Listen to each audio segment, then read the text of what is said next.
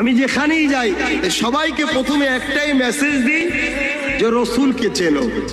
কেন কবরে তিনটে প্রশ্ন করা হবে, মান রব্বুকা, तेरा रब कौन है मालूम है तुझे, यहाँ जानना जरूरी है, पहचानना जरूरी नहीं, रब कौन है जानना जरूरी है।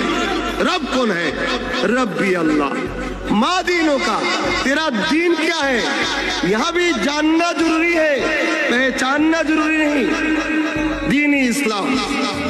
आखिरी सवाल मेरे नबी को दिखाया जाएगा, আমার নবীকে দেখানো হবে, ইনি মোহাম্মদ সাল্লাল্লাহু আলাইহি ওয়াসাল্লাম, ইনাকে কি চেনো, অর্থাৎ इसके बारे में आपका राय क्या है।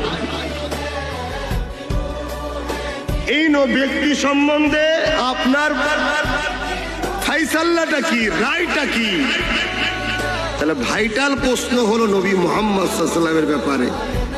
তাহলে আমরা যতক্ষণ না নবী চিনতে পারবো ততক্ষণ আল্লাহ বুঝতে পারবো না। কেন?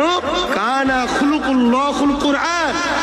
আম্মা জান আয়েশা সিদ্দিকা ने जिक्र किया, পুরা কোরআন আমার নবীর চরিত্র মোবারকটাই হলো কোরআন। জোরে বলুন সুবহানাল্লাহ।